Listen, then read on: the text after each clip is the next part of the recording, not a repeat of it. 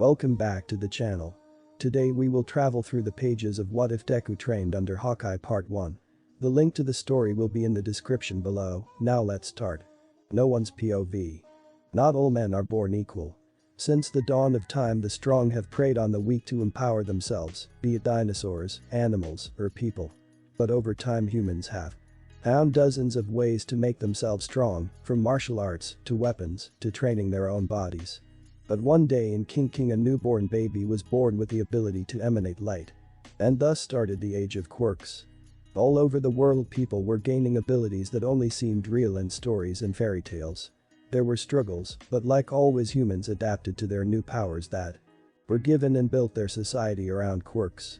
Heroes were born to protect the people from people who misused their powers for villainy. Yet over time people have lost what made them human and instead let a quirk define one's strength. However, some decide to go against the norm of society, to push themselves when not given power. So that leaves one question. What could one boy do when he wasn't born with power? Ah. A little green-haired boy yelled in pain as he was blasted back from a small explosion before hitting the ground hard. Deku? A dirty blonde kid the same age yelled with a feral look on his face. What have I told you about getting in my way? The boy shouted as the small group of kids behind him laughed at the green-haired boy. Boo but Kakin, yo, you shouldn't bully. The green-haired boy was cut off with another small explosion slammed into his chest, knocking the wind out of him. So a good for nothing like you can boss me around, huh? The blonde boy said as he kicked the fallen boy, making him grunt in pain. What's a quirkless kid like you going to do about it? The blonde boy asked with a sadistic grin on his face. This was Izuku Midoriya, 8 years old, and he was quirkless. At the ripe age of 4, Izuku was diagnosed quirkless by his doctor due to the extra joint in his pinky toe, practically shattering his dreams of becoming a hero. Yet despite his quirkless nature, Izuku still wanted to be a hero, so the boy studied quirks and broke them down with near ease with the first glances. However, nobody believed a quirkless person like him could become a hero.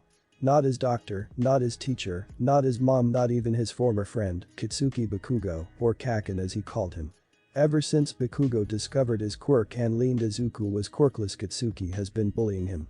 Kitsuki was the one who came up with the nickname Deku, which means the one who can't do anything. That's how Izuku got into this situation. After going to the park after school, Izuku saw his old friend Kitsuki bullying another kid along with 2 others. Trying to stop the bullies, Izuku stood up to them and instantly got his butt kicked as the person he was defending ran away. Izuku pushed himself up and glared at Kitsuki before flinching away at the glare he got. It's not our right to bully someone just because. Izuku was again cut off when Kitsuki punched him in the face. Let me tell you something, Deku. Kitsuki said in a calm rage as he stared down at the beaten Deku. Heroes win and villains lose. A hero's number one job is winning and beating the villain, so a quirkless nobody like you can never win. That seemed to stir something in the young boy as he pushed himself up. You're wrong, Izuku said, making Kitsuki freeze along with the kids behind him. Heroes are meant to protect people, their job is to save people, to give them hope, Izuku said with a determined look on his eyes as he stood up. Kitsuki was slowly shaking in rage as his hand sparked and his eyes turned white. The kids behind him slowly backed away, feared they might get caught in the crossfire. Deku, Kitsuki said slowly before cocking his arm back with an almost crazed look in his eyes. Die. Izuku closed his eyes and waited for Kitsuki to blast in again like he always does. So he waited until. Hey. Izuku's eyes snapped open and he was surprised at what he saw. An old man with long white hair and a full white beard held Kitsuki's arm as he glared down at the boy. The old man was tall, wearing brown cargo, a black shirt, and a black leather jacket. In the old man's ears were a pair of hearing aids that looked a little advanced. I think it's time you go home, boy. The old man said with a glare as Kitsuki pulled his arm back. Or should I call the police and tell them about a bunch of boys using their quirks to beat someone up? I'm sure your parent would love to hear about that. He said in a deep voice, making the small group of kids shake in fear while Kitsuki just flinched but looked more annoyed than anything. Now get, you little shits. The small group of kids quickly ran away while Kitsuki glared at the man before turning and walking away. The old man sighed before turning to Izuku, who flinched at the old man's gaze. You alright, kid? He asked in a much softer voice as he looked at Izuku's face. That's a nasty shiner you got. The green hair boy seemed to relax a bit at the old man's gently tone before giving a weak smile. I'm okay, I'm used to this," he said in a sad tone. That made a concerned look across the old man's face as he knelt. "Are you seriously hurt?" he asked while looking Izuku over, not seeing any blood at least. Izuku forced a smile that almost seemed real. "And nothing too bad," he said just before wincing and grabbing his stomach. Seeing this, the old man quickly looked around before seeing an ice cream cart not far. "Wait here, kid," he said before getting up and walking away. A few minutes later, the old man came back with a bag of ice. "Here, put this over your eye," he said while holding out the bag. Izuku took the bag before placing it on his eye, shivering at the cold feeling. "Thank you," he said while looking down with a sad look on his face. The old man looked at the kid with some pity before he sighed. "Come on, let's sit down," the old man said while pointing to a park bench a few feet away. Once they sat, the old man looked down to the little kid. "So, mind telling me what that was all about?" Izuku looked down as he moved the ice bag over his bruise. He didn't want to get Kaken in trouble, but he didn't want to lie to the adult that helped him. They were bullying a kid, picking on him. "I tried to stop them and they didn't like that." The old man nodded but still looked a little confused. "Okay, but why was that blonde kid being so mean to you just for stopping him?" Izuku hesitated. Every time he told someone he was quirkless, they looked at him like he was useless. "A Deku. I am quirkless." "So?" Izuku's head whipped up and he stared in shock at the old man, who looked even more confused than before. Then realization crossed his face. "So those kids were bullying you because you don't have a quirk?" he said in a neutral voice. Izuku looked down as he gave a small sigh. "It's not just that I want to become a hero one day, even though I don't have a quirk. They say it's pointless since I'm quirkless, a Deku," he said before closing his eyes and waited for the backlash. "The reason they're bullying you is because you have a dream and they don't want you to realize it." The old man deadpanned before rubbing his face with a sigh. "What is it with this generation being so cruel? None of those little assholes will never get a good woman." Izuku blushed at the crud language before giving the old man a smile. He didn't say he believed him, but he didn't shoot down his dream earthier. "Thank you again, old man, for helping me," Izuku said as he started to get up from the bench. "It's about time I get home, Mom will be woah." Izuku cut himself off when he felt pain in his right leg, making him buckle. The old man acted fast and pulled the kid up to the bench. Looking at the leg, he saw a large bruise on the kid's foreleg. "It doesn't look broken, but it defiantly is bruised," he said before giving a sigh. "Where are your parents, kid?" Izuku winced as he felt his leg throb before he looked at the old man with watery eyes. "I'll live around the corner, a block from here," Izuku said as he tried to fight the tears. Now the old man winced at the crying kid before he let out a sigh. Getting off the bench, Izuku was almost scared the old man was going to leave him before the old man knelt in front of the boy, his back to him. "Hop on, kid," the old man said with a grunt. Izuku looked bewildered at the old man. But I'm heavy." "Trust me, kid," the old man cut him off with a smile. "I'm used to carrying stuff on my back." Hesitating for a second, Izuku slowly climbed up onto the old man's back as he lifted him up with ease. "So, where to, kid?" the old man asked as Izuku pointed the way. After about a few minutes of walking, the two found themselves at Izuku's home not far from the park they were at. Knocking on the door, it wasn't long before Izuku's mom, Inko, opened the door. "Hello, how can I?" Izuku. Inko yelled in shock as she saw her baby boy and the back of an old man. "What happened?" Inko Midoriya was a tall woman looking a little plump around the edges, in her mid-20s. She had dark green hair that matched her son's, only straighter and in a bun. The old man gave a small smile. "So you're the kid's mom, huh? Can we come in?" he asked, and Inko quickly moved out of the way and the two entered. "And don't worry, your kid just has a few bruises." That alone almost made Inko faint. "How did this happen, Izuku?" she asked as the old man placed Izuku on a couch. The boy looked hesitant before he spoke. "Some kids were bullying someone, so I stepped in," he said in a quiet voice. "They beat me up, then he saved me," Izuku said while giving the old man a big smile, making him blush a bit. "Anytime, kid," the old man said with a laugh before he looked at the time. "Well, I better get moving, the sandwich place I go for dinner is about to close and I don't want to miss it," he said as he turned around. "Wait," Inko said quickly, stopping the man. Would you like to stay for dinner? It's the least I can do for you helping my son. Mr. Inko trailed off as she didn't know the man's name. The old man seemed hesitant before nodding with a smile. Clint Barton. And that would be great, thank you. He said, getting a smile out of the woman. I'm Inko Midoriya, and there's no need for thanks. You helped my son, I'm more than happy to help you. She said before moving to the kitchen. It wasn't long before a full-course meal was on the diner table, and the three started to eat. Clint glanced at the little green boy as he ate quietly. So, how's your eye, kid? Clint asked, making Izuku jump a bit. The green-haired boy gave the man a smile. It doesn't hurt anymore. He said with a smile that was real. That's good. Clint said with a smile. You were pretty brave stepping up to those kids, even though you don't have a quirk. Izuku smiled at that while Inko looked a lot more hesitant. I just thought what would All Might do. Izuku said with stars in his eyes. Clint laughed as he saw the kid become a full fanboy. Yeah, All Might is pretty awesome. Not many people can do what he can do. He said before remembering what the kid said at the park. So you want to be a hero one day? Inko flinched again while Izuku nodded with a determined look in his eyes. Yes, I want to be a hero one day just like All Might. Well, it's not going to be easy, kid. Clint said in a serious voice, making Izuku shrink a bit. Even people with quirks have a tough time becoming heroes, so not having one is going to put you at a big disadvantage. He said, making Izuku look down. But hey, if you show that kind of bravery and guts when you're training to become a hero, I'm sure you can become a hero. Both Izuku and Inko froze at the words and gaped at the old man, something he quickly saw. Do you really think I can become a hero? Izuku asked in a shaky voice, his eyes filled with hope. Clint was slightly caught off guard by the look in Izuku's eyes before remembering this boy's state.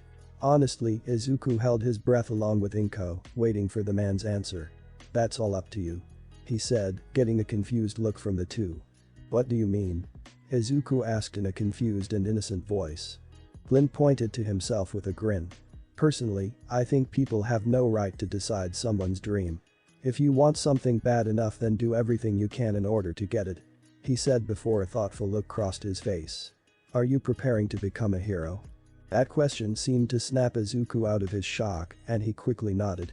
Why yes, I take notes. He said as he got up from his seat and quickly ran up the stairs despite the pain in his leg.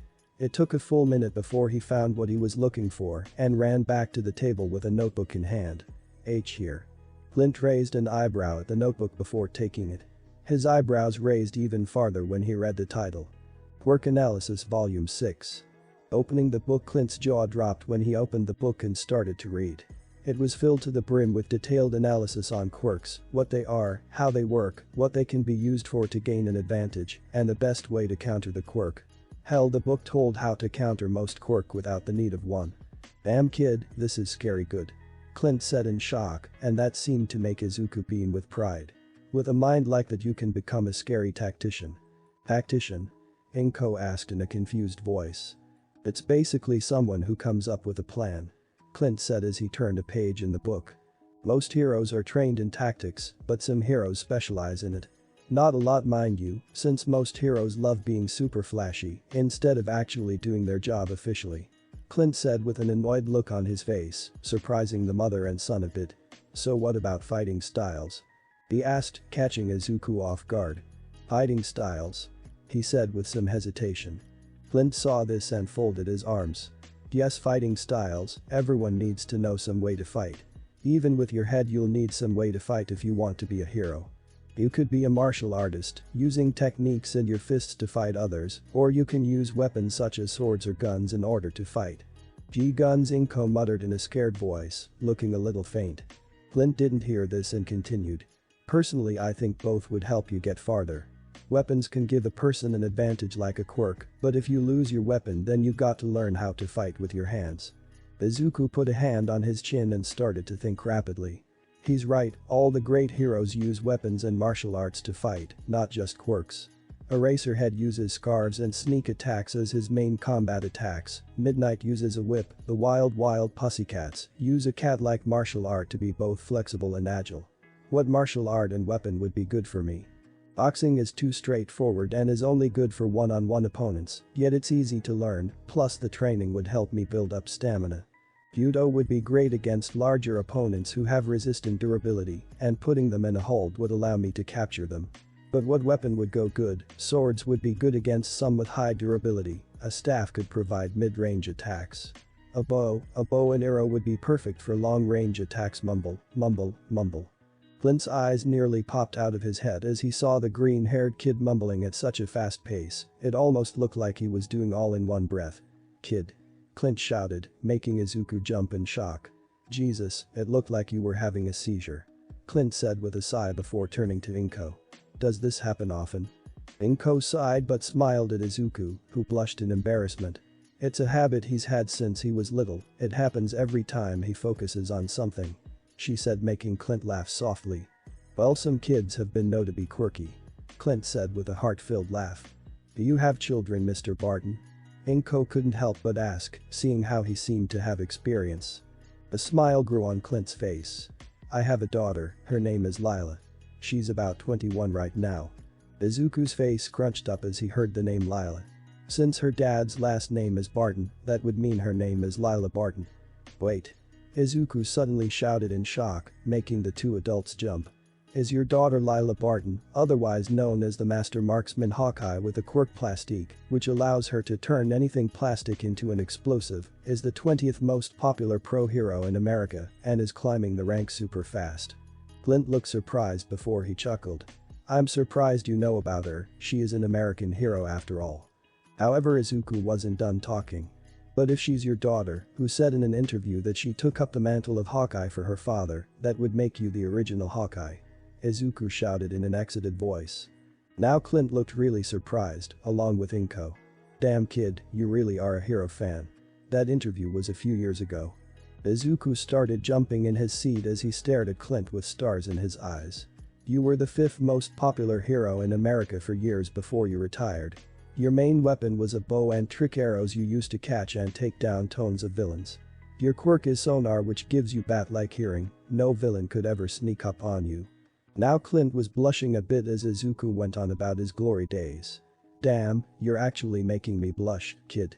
Clint said as he gave the kid a smile. With all this knowledge stuck in your head, I'm sure you'll be a hero. Now that made Izuku put on a sad smile while Inko looked down with a sad look. Thank you, Mr. Barton, but it won't be that easy. Not a lot of people want to put any effort into helping someone who's quirkless, I'm going to have to teach myself. Clint's face frowned at that. Quirkless people were seen as less than human just because they couldn't fly or fart rainbows.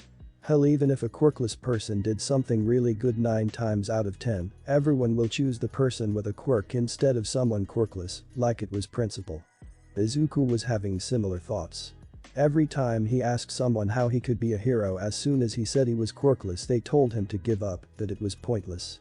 He asked teachers, adults, other heroes, his friend, even his own mom. They all said there was no hope for him to become a hero, no one wanted to help him or believe in him. But Clint Barton believed in him. Giving the retired hero a hesitant look, despite only knowing him for a few hours, the old man gave Izuku more support than anyone else. So Izuku had nothing to lose with his question. But Izuku said, grabbing the two adults' attention. Could you train me, Mr. Barton? He asked in a small voice. The old archer was definitely caught off guard by the question before a serious look crossed his face. Kid, are you sure you know what you're asking? Clint asked, making Izuku shrink a bit. I have learned a lot of skills over the years, but archery is my bread and butter. And if I was going to teach anyone, I make damn sure they learn everything I can teach them, even if I have to drag them kicking and screaming. Izuku shook at the words as he stared at the old man, who looked a lot bigger all of a sudden. Inko looked at her son in worry and thought he was going to cry, but before Inko could step in, Izuku. Please train me to be a hero. Izuku shouted at the top of his lungs, shocking Inko as she saw the determined look on his eyes. Clint looked into the kid's eyes and saw he didn't flinch, making the old archer grin. Well, I can't train you to be a hero, he said, getting a shattered look from Izuku. That's something you're going to have to do on your own. What I can teach you is how to fight, what you do with it is something on your own. The old archer said in a cheeky voice. Izuku pouted at the old man with red cheeks as Inko laughed behind her hand. Couldn't you just say you'll train me? Izuku said, looking peeved but also unbelievably happy. Where's the fun in that, kid? Clint said as he took out a pen and paper from his jacket. Here's my address, come by tomorrow around 4. Izuku. As Izuku grabbed Clint suddenly grabbed his hand, stopping the boy. This is your last chance to back out, just because you're a kid doesn't mean I won't hold back. He said in a serious voice. Izuku looked Clint in the eyes and smiled with a determined look on his face, surprising Clint a bit. I won't give up being a hero, so I won't give up on this. Izuku said as he took the paper. Inko quickly brought into a hug as tears were in her eyes. Izuku, I'm so proud of you. She said in a tearful voice.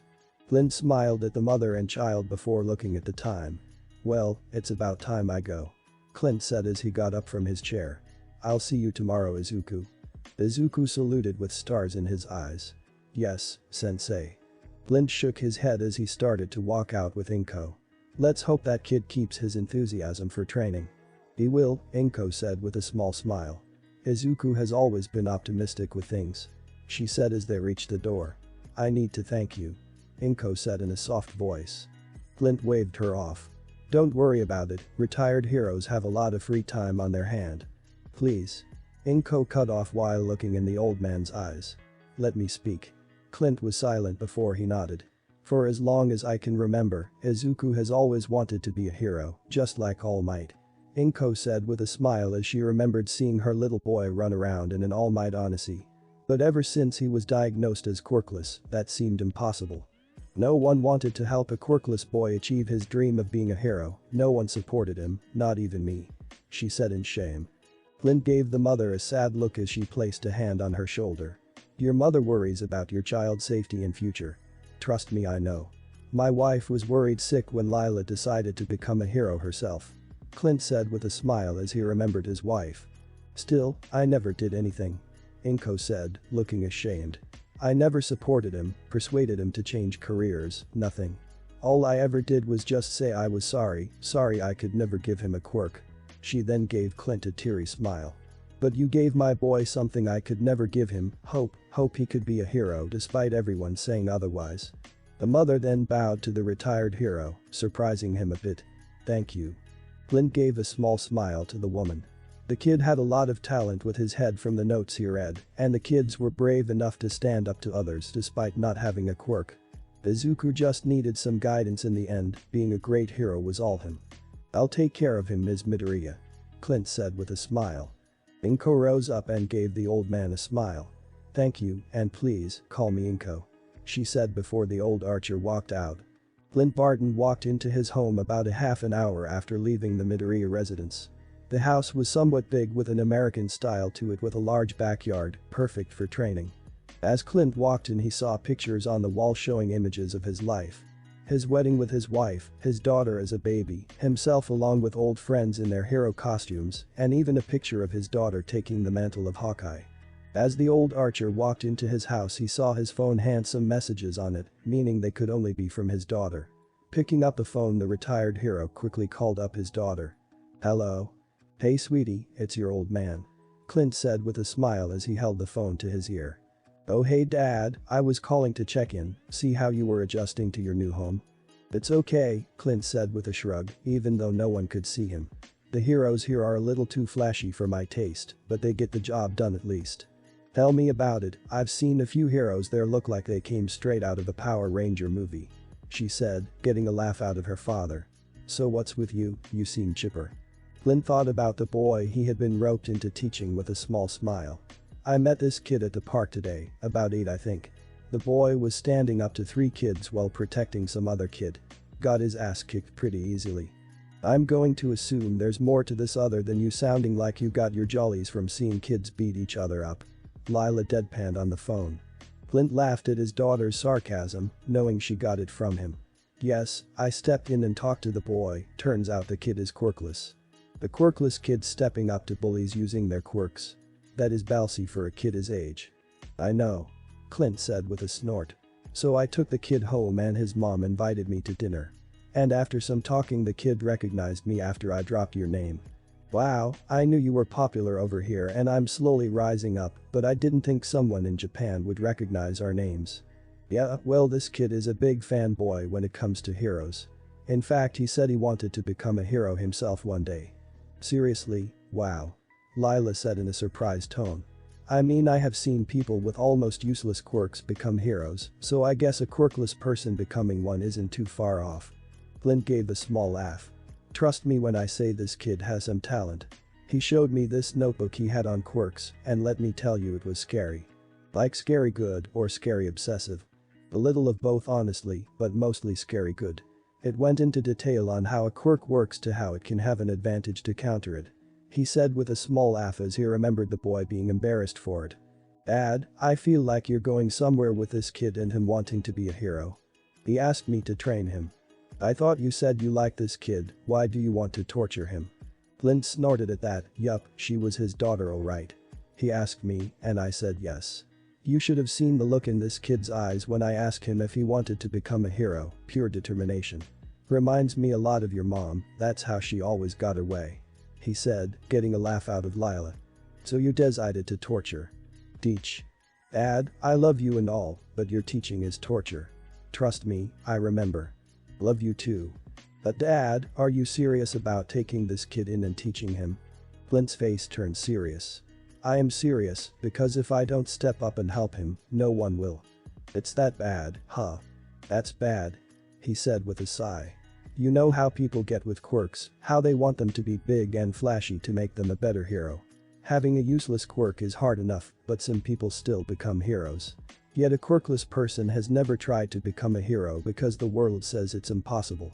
He said as he remembered people with very passive or useless quirks struggle to become heroes. You're really going for it, one last student for your old ass. Clint gave a low laugh as he sat on his couch. One last student, and let me tell you, he feels like he'll go the distance. Well, call me if you ever need any help. I would like to meet my new little brother. Clint laughed at his daughter's words. Trust me when I say I am too old to have more kids. Clint said as they continued to talk for about an hour before they said goodbye and went to bed. Izuku shuffled nervously as he stood in front of the address he was given. School was normal as any other day. Kitsuki even left Izuku alone and mostly brooded the whole day about what happened yesterday. Taking a deep breath, Izuku pressed the doorbell to the house. A moment later, Clint opened the door and smiled at Izuku. Right on time. He said as he stepped to the side. Come on in. Izuku stepped in the house and noticed it had an American style to it. As he looked around, the quirkless boy's eyes landed on the picture with a younger Hawkeye. Is that you with the other members of the Defenders, one of the most popular hero groups in the world? Izuku asked in an excited voice. There's Luke Cage, Daredevil, Iron Fist, Valkyrie, and Hellcat. Clint chopped the top of Izuku's head, stopping the rant. Hey kid, remember I agreed to teach you how to fight, not talk about my past. Izuku rubbed the top of his head with an embarrassed look on his face. Sorry, sensei. Clint quickly waved his hand. It's fine, and maybe if we finish training I can tell you some old stories. He said, seeing the stars in Izuku's eyes again. Now come on, we have a lot of training to do. The archer master and student quickly found themselves in the back of the house in an open backyard with a tall brown fence all around. There were several training items all over the green grass, such as practice dummies, punching bags, targets, a wooden dummy, and some monkey bars. Izuku left his book bag in the living room to not let it get in the way of his training. Common. Clint said as he let Izuku go to the back of the yard to where a bucket was full of water. Sit. Both Clint and Izuku sat across from each other with a bucket between them. Which hand is your dominant hand? Izuku raised his right hand. Alright, now I want you to smack your palm into the water until it's empty. Izuku looked confused, but in the end he did so. The 8-year-old boy slapped his palm into the bucket and water spilled out until most of the water was gone. As soon as the bucket was empty, Clint got another pail from nearby and filled Izuku's bucket full. Again. And that was Izuku's first day of training. Splashing water out of a bucket with his right hand until the sun had set. Alright, that's enough for today. Clint said while giving Izuku a grin. So, what do you think of the train? Izuku furrowed his brows as a thoughtful look crossed his face. I know you're taking me seriously and I know you're a professional, so this exercise isn't useless. Izuku said while rotating his arm. My arm is sore, but feels a little stronger. I've read that an average bow has a pull weight of about 80 pounds on average, yours was rumored to be about 250. So I guess the water smacking was to help me build my arm strength. Izuku finished in one breath. Are you sure you need my help, kid? Clint couldn't help but ask, a little freaked out. Izuku figured out the purpose behind the basic training. Then a wicked grin crossed the man's face and scared Izuku a bit. But don't worry, this is just the first week or two, after that we go on to the hard stuff. But that Izuku's training started. For the next 10 months Izuku did what he could only describe as hellish training under Clint's teaching. At first things were simple, Izuku did some runs, a few weightlifting, and mostly splash some water. That was the first 2 weeks. After Izuku started to build some muscle, the harder training came in. Clint gave Izuku one of his old practice bows and a quiver of arrows. It took Izuku a few days before he was able to hit the center of the target. It wasn't just bow training, Clint also taught Izuku how to fight with knives and swords, though they were sure to use practice ones. The old archer even started to teach Izuku different martial arts he knew would be useful, such as judo, krav maga, kali, hapkido, muay thai, and taekwondo. After about 10 months of hard training, Clint came to Izuku with an offer. The camping trip? Izuku asked as he put down his sandwich. The two were at Clint's house and taking a break after some target practice with a bow Clint gave Izuku. Clint nodded to his student with a grin on his face. Yeah, I found this place where we can go to train for a few weeks during your break. The change of scenery will push you better than a comfy backyard, he said as Izuku bit into his sandwich. Also, my daughter is coming to visit. That made Izuku choke on his sandwich with a shocked expression on his face. Pounding on his chest, Izuku coughed and gave Clint a shocked look. Your daughter, the number 20 pro hero Hawkeye, is coming here. Despite all the training and confidence boost Izuku had, he was still a fanboy to all heroes. Clint gave a light laugh as he waved Izuku down. She likes to be called Lila when off the clock. She wants to come and make sure I didn't screw up on your training, kid. What? But you're a great teacher. Izuku quickly protested. Sure, the training was hard, but the green-haired boy could see and feel the progress he was making.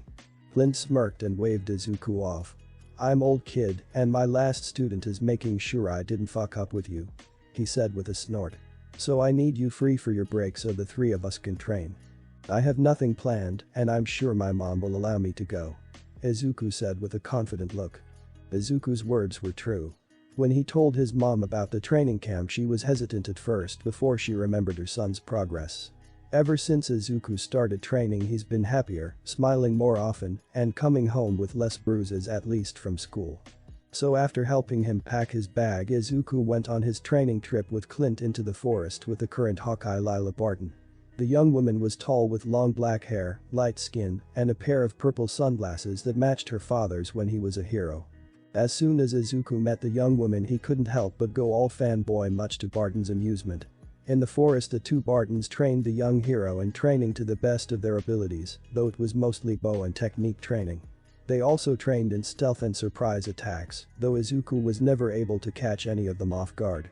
They refused to give Izuku any muscle training for a very important reason. As much as it would be funny to see your short self with the body of All Might, it's best if we hold off on muscle and strength training until you're at least 13, Lila advised. You're still developing, growing, and strength training now will only hurt your body and maybe your future, she said, getting a nod from Izuku. The two became close over the training camp, almost like brother and sister. In fact, by the end of the training camp, Lila demanded Izuku call her big sis from now on, and the boy quickly agreed. I always wanted a little brother or sister, but since my old man never had any other kids, that was never going to happen, Lila said while throwing her dad a playful smirk. Clint just snorted as he folded his arms. The reason I never had more kids was because I was afraid they would be like you. My poor soul can only take so much, he said, getting a playful punch for his daughter.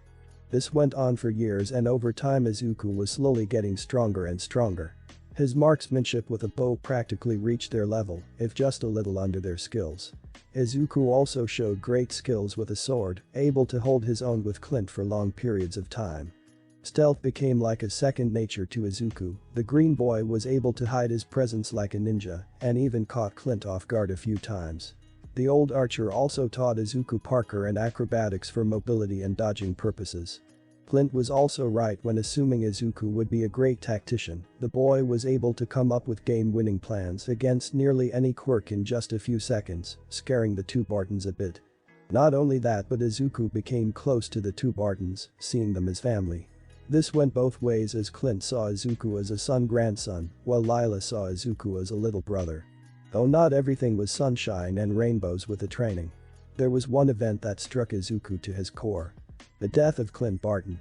5 years later. The 13-year-old Izuku stood in front of a grave with Lila Barton next to her, both with sad looks in their eyes as they read the tombstone. Clinton Francis Barton. The father. The teacher. The hero. A few months ago Clint was diagnosed with terminal cancer, giving him only a few months to live. Despite the advanced medical science in this day and age, not even the doctors could cure Clint's cancer. Both Izuku and Lila were devastated when they heard the news, and Lila quickly took time off from her hero duty to be with her father and Izuku. Yet despite the grim news, Clint never stopped training Izuku. In fact, he seemed more determined to complete his promise of teaching Izuku all he knew about fighting. So Clint, with the help of Lila, pushed the hero in training to the near breaking point that it was almost dangerous, yet Izuku never complained. In fact, he pushed himself just as much if not more. When Clint's time finally came, his body was moved to America where he could be buried with his wife. A funeral was held and a lot of Clint's old friends came, most of them being retired heroes or close friends. Izuku would have gone full fanboy if not for the fact his teacher and close friend had passed away. The green-haired boy wasn't ashamed to admit he cried when he found out Clint was dying. The man had showed more support and belief than most of the people in his life. Clint helped Izuku gain confidence in himself, helped him become stronger. Clint Barton gave Izuku hope when no one else did. "What are you going to do now?" Lila asked as she didn't take her eyes off the tombstone. "You practically learned everything my dad taught you, and I don't know if there's anything I can teach you." Lila said. It was true, the only thing Izuku lacked was experience and could improve on a few of his skills, but there was nothing significant the young woman could teach the boy. "Train," Izuku said, trying to keep his voice even as he stared at the tombstone. "I'm 13 now, so I can start working on muscle and strength training. I have about 1 year before I can take the UA entrance exam," he said, making Lila nod silently. "Here, take this," Lila said while handing Izuku a long wooden box, surprising the green-haired boy a bit. "Dad told me you've been getting good with swords and knives lately, not just a bow and arrow." Izuku opened the long box and his eyebrows shot up in surprise. Inside was a somewhat large bowie knife and a somewhat short katana. The knife was a little smaller than half the katana, but just as wide. The handle was a smooth dark wood that looked like hard. The katana was about 40 centimeters long with a black and golden handle. "I went to David Shield himself and had them made. They're not high-tech like most of the stuff he makes, but they're sharp as hell and will stay like that for a while," Lila said before giving Izuku a serious look. "But remember to take care of it, it's still a blade and can wear down." Izuku looked at the blade and gave his sister a smile. "Thanks, I'll treasure them," he said as he closed the box. Lila nodded with her own smile. "I didn't have enough time to ask Shield to build you a bow since he's so backed up, but give it a few months and I'm sure he'll come up with." "Actually," Izuku cut his big sister off, a determination crossed his face. "I was thinking about trying to make my bow myself or maybe find someone to help me make it." Lila grinned at her little brother. "Got a few ideas in that head of yours?" "A few," he said with a small laugh before he turned to the grave, a sad look crossing his face. "I miss him," he said, making Lila give a sad smile. "Trust me, I miss him too," the hero said while sighing. "But he's with my mom now, so he's not alone." Izuku stared at the grave for a long moment before he knelt down with a solemn look in his eyes. I honestly don't know how I could ever repay you," Izuku said as his hair shaded his eyes. "You were the first person ever to believe in me, who thought I could be a hero despite me being quirkless." Izuku felt his eyes water as he tried not to cry. "I'll become a hero, I'll become one of the best heroes ever, and give people hope like you gave me," Izuku nearly shouted as Lila brought her little brother into a hug. And that's how Izuku Midoriya went off his path to become a hero despite the world saying he couldn't. No one's POV. Deep in an abandoned warehouse, a lone figure stood with several targets around him, 10 to be exact. The figure didn't move, didn't breathe, the figure just stood in place with his hand on an old worn-out bow and a quiver on his back, a hard look in his eye. Suddenly a beep was heard, making the figure move into action. Pulling an arrow out of the quiver on his back and aimed at one of the closet targets. Twang. In less than 10 seconds all the targets had one arrow in the center of each of them. The figure gave an annoyed sigh as he pulled on the bow's string. I'm really going to need a new bow. The figure said as he walked into the light. Maybe I should have taken Lila's help with getting me a bow. This was Izuku Midoriya, 14 years old. The young teen was currently shirtless with only a pair of loose cargo pants on, showing the progress of the intense training he's gone through over the years. The young teen was about 5 feet and 3 inches tall, had a solid six-pack, and his muscles were much more defined than most young teens his age. It's been about a few months since Clint's death, and Izuku has been training ever since he came back from America. Trying to keep his skills sharp and get stronger. The young teen sighed as he stretched his body, looking at the time he saw it was barely past 2. Well, at least it's a weekend. After wiping himself down and putting on some clean clothes, Izuku made his way out of the warehouse and started to make his way home, putting his bow and arrows in his bag. As Izuku walked down the road he thought about the old and worn down bow in his bag. I really hope someone answers my ad soon, or I'm going to have to buy a regular bow. Izuku knew he was smart, but his mind was built more for tactician and detective work. Advanced science and mechanics were a little beyond him at the moment, so he'd put out an ad online, asking for anyone willing to help him build some inventions to help him get into UA. The requirements were simple, the person just had to have an open schedule and have some knowledge on science and building. He would pay the person and provide the necessary equipment. Unfortunately no one had answered his ad in nearly 2 months. It's fine, Izuku said as he rubbed his face. It's just been 2 months, I still have more than 10 months until the UA exam. And even if no one answers my ad I still have more than enough skill to pass the exam. I said stop. Izuku suddenly froze in place as he heard the cry. From what he heard it was female, and not far from where he was. The green-haired teen started running down the street in a blur as he kept his ears sharp. As Izuku passed an alley he stopped dead in his tracks at what he saw. At the very end of the dead-end alley were about 6 people. 3 looked like young thugs with gangster-like clothes and a bad look in their eye. One thug had large hands and nails with wild black hair. Another was large with big muscles and was pretty tall, almost looking like a brick wall. And the last one was bald with a pair of goggles on his head. The other 3 were much different, 2 were young, a 9-year-old boy and a 5-year-old girl, both looking extremely scared. The other one was an older girl, about the same age as him. She had large eyes, a somewhat large mouth with her tongue sticking out the side, long green hair that reached down to her lower back, and large hands and feet. From the way she was standing in front of the 2 kids, who looked a lot like her, she was protecting her siblings as she glared at the teen thugs. Her body was tense but also loose, ready for one of the thugs to make the first move. "Common, we just want some cash." One thug with a large hand said with a flirty grin. "Maybe you can ditch the kids and come hang out with the cool guys." He tried to sound flirty but ended up sounding creepy. The girl with big eyes kept a calm look on her face as she glared at the older teens. "And I'll say again, no. I just want to go home with my siblings." Goggles seemed to snort as he took a step closer, making the older sister tense. "What, looking after your siblings is more fun than hanging out with us?" he said as he glanced at the older sister's chest and a perverted look crossed his face. "You have a really nice spot of someone with a weird fa. Wow, what has the world come to?" Everyone turned to the open end of the alley to see Izuku there, a grin on his face. Thugs now have to get their money and jollies from sticking up high schoolers and little siblings.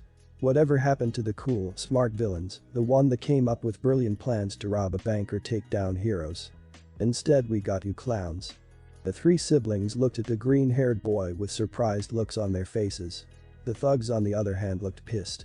"We're not villains, assholes," Han said as he yelled at Izuku. "But that doesn't mean we won't kick your ass unless you back off." Hands threatened as he pulls up his hand as claws grow out in a threatening manner.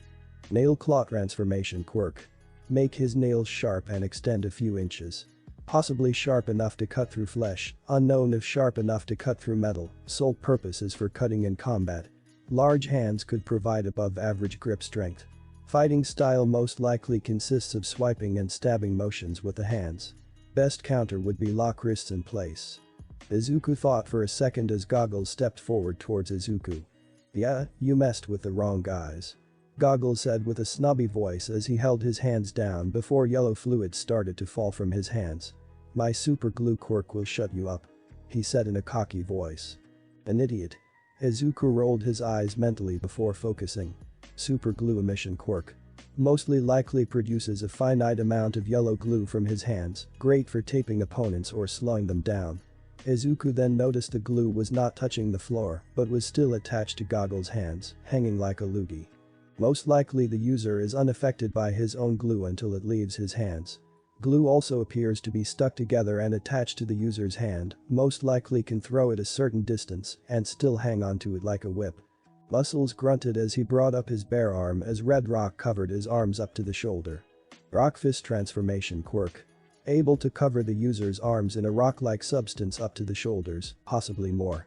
Increases his durability and attack but only in his arms. Counter. Use opponent's own weight against him. Izuku glanced around the alley, it was narrow enough that only two of them could come to Izuku at once. I can take them all at once, but it would be better to pick them off. All I have is my bow and a few arrows, but since the alley is so small, if one of the thugs moves out the way I might hit the siblings. As the archer glanced around, he saw a rusty metal pole leaning against the wall right next to him. Giving a small grin, Izuku grabbed the metal pole, confusing everyone a bit. "What are you doing?" Hands asked while narrowing his eyes. Izuku put on a serious face as he weighed the pole in his hands. "Well, you see, I'm quirkless, so I can't fight like normal. So I'm going to have to get whatever I can when facing three thugs with powerful quirks," Izuku said in a serious voice, though on the inside he was grinning. "Let your opponent feel like he's in control, and only tell them how strong you want to be." Izuku, though, just because he was quirkless doesn't mean he wasn't dangerous. The thugs, however, thought differently. Their jaws dropped before they started laughing hysterically. The three siblings, however, were just shocked. "Oh wow, look at the balls on this quirkless nobody." Hans laughed as he wiped a tear away. "Oh man, you must seriously be looking for a death wish. Then again, I would too if I was quirkless." Now that pissed Izuku off quite a bit. "I got this green bean," Hans said before he moved into action. The large-hand older teen ran at Izuku with his claws low. "Don't think some stupid pole will protect you from my claws," Hans said before jumping into the air and flew at Izuku.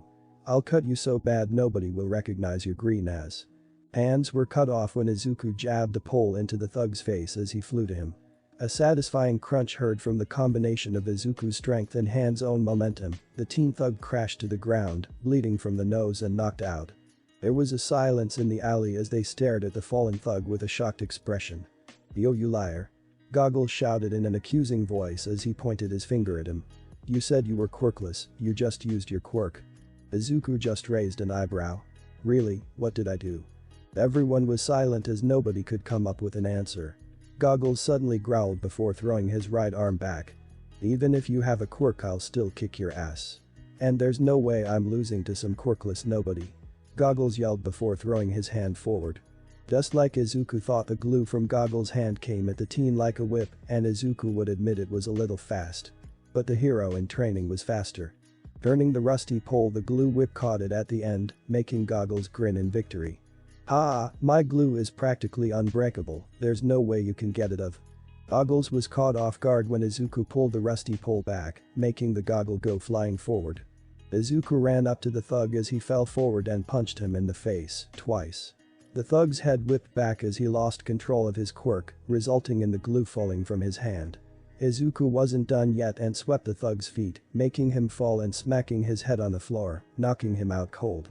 Izuku dropped the glue-covered pole and turned to the lone thug who, despite his size, looked nervous.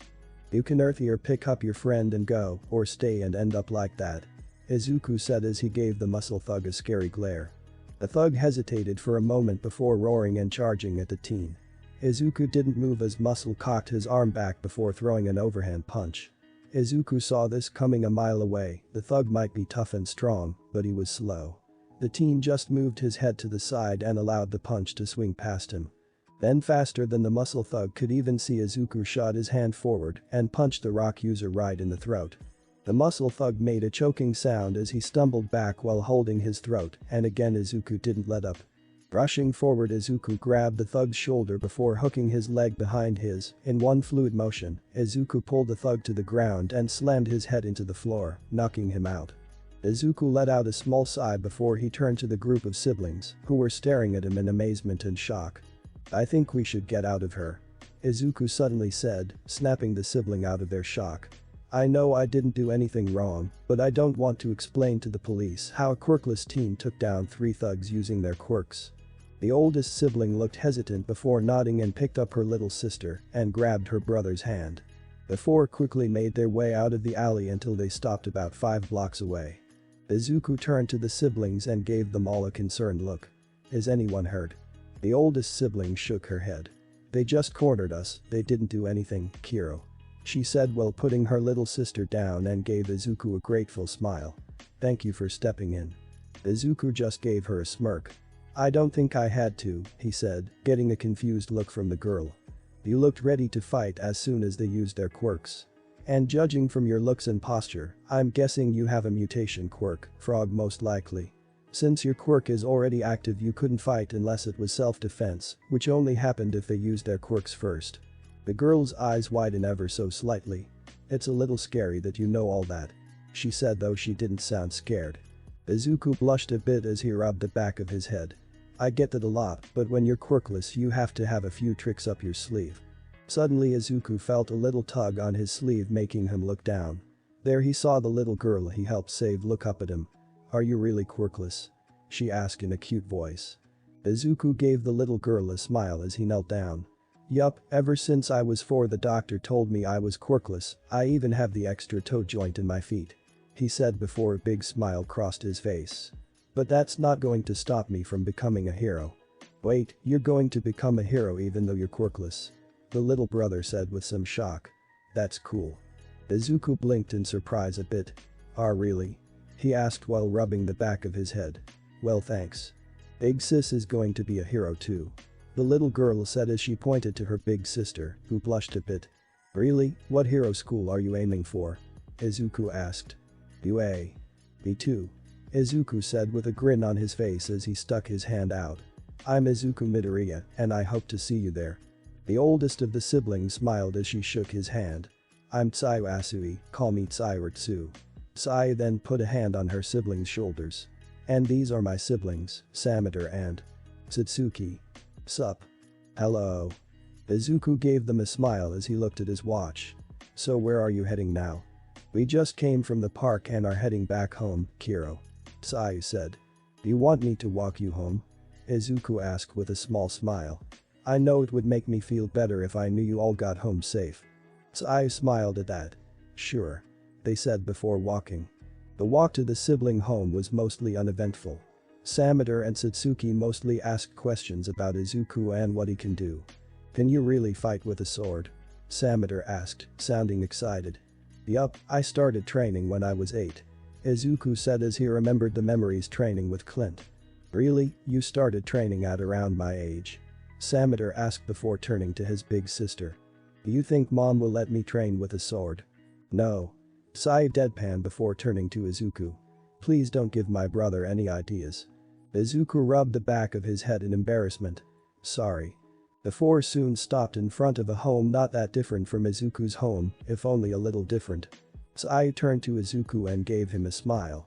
My parents will want to meet you, since you saved us. She said before turning around before Izuku could say anything, making the green hair team follow. The door to the house opened and everyone entered. Mom, Dad, we're back from the park, and we brought someone. A moment later a mid-aged woman walked around the corner. She was about the same height as Tsuyu and wore a purple sweater. Welcome home Tsuyu, Samador, Satsuki. She said with a small smile before turning to Izuku. And hello, who might you be? Izuku gave a small bow to the woman. Hello, I'm Izuku Midoriya. Hello, I'm Tsuyu's mother, call me Baru. She said with a smile. Satsuki pulled on her mother's sweater and pointed to Izuku. He saved us from some bad men. Saved you from what now? A second later a man walked round the corner. He was taller than Tsuyu by nearly a foot and he looked more toad-like than frog-like with brown skin and black hair. The man had a slight concerned look on his face before his eyes landed on Izuku. Anything I should be told? Tsuyu's dad asked. Tsuyu raised her hand and stepped forward. I'll explain everything. The Asui family plus Izuku found themselves in the living room as Tsuyu explained what happened and how Izuku saved them. By the end of the story Tsuyu's dad, Gamma, looked to Izuku. I can't thank you enough for helping my kids from those thugs. Gamma said with a bow to Izuku, who quickly waved him off. I couldn't just sit back and do nothing. Izuku said with a small smile. Actually, you could have. Ganma said in a serious voice. I know my daughter is strong, but you didn't know that. You could have ran away or called a hero, and who knows how long that could have taken. Instead you acted and saved my children, so let me thank you. Now Izuku had a bigger blush on his face. No one had ever praised him quite like this before in his life, so he was feeling a little flustered. Sameter suddenly raised his hand and pointed to Izuku. He didn't just save us, he did it without a quirk because he's quirkless. He said, shocking his parents. He's like a ninja or a samurai that's going to go to UA. He said in an excited voice, making Izuku laugh a bit. Beru turned to Izuku with a shocked look on her face. Are you really quirkless, and you plan to enter UA? Izuku grinned as he nodded. Yes ma'am, I've been training to be a hero ever since I was 8. It's been my life goal. He said with a determined look on his eye. Danma folded his arms and nodded to Izuku. Well, if you can beat 3 thugs with such little effort, I'm sure you can become a hero. He said. Izuku gave the older man a grateful smile as he bowed to him. Thank you. Izuku said as he looked at the time. I got to go, my mom's cooking dinner tonight and it's almost time. I'll walk you out. Sayu said as she got up from her seat and led Izuku to the front door. Thank you again for helping me and my brother and sister. Izuku gave the girl a smile. Hey, it's what heroes do. He said as he was about to walk out. Wait. Sayu said, stopping Izuku before he exited. The frog girl grabbed a piece of paper on a small table and quickly wrote something down. Here's my number, maybe we can talk about how to get into UA. Izuku had a shocked expression on his face before he smiled with a slight blush on his face. Thanks, that sounds cool. Izuku said as he opened the door. I'll call you later. He said before walking out. Sayu gave a small smile before she turned around, only to come face to face with her brother and sister. You don't waste any time, huh? Sameter said with a cheeky grin, making Sayu smack him lightly on the head with a small blush on her face. Don't say unnecessary things. Is big sis going to make Izuku her boyfriend? Satsuki asked, making Sayu to rub her head. Please don't say anything unnecessary. Sayu said again, but this time blushing a little harder. Mom, I'm home. Izuku called as he entered his home. Welcome back, Izuku. Inko called as she walked around the corner while wiping her hands with her apron. How was your day? The last 5 years have been much kinder to the green hair woman. With her son happy and his future to be a hero being more solid than ever, this in turn affected Inko for the better. The middle-aged woman was happier for her son, she was eating better and lost almost all the weight she gained in those 4 years of worrying for her son. Izuku gave her mom a smile and shrugged. Okay, nothing interesting happened. The last thing he wanted to do was tell his mom he got into a fight with some thugs. Even if she believed in him, she still got worried sick easily. That's good. She said before she started to walk around the corner. Oh, I just remembered.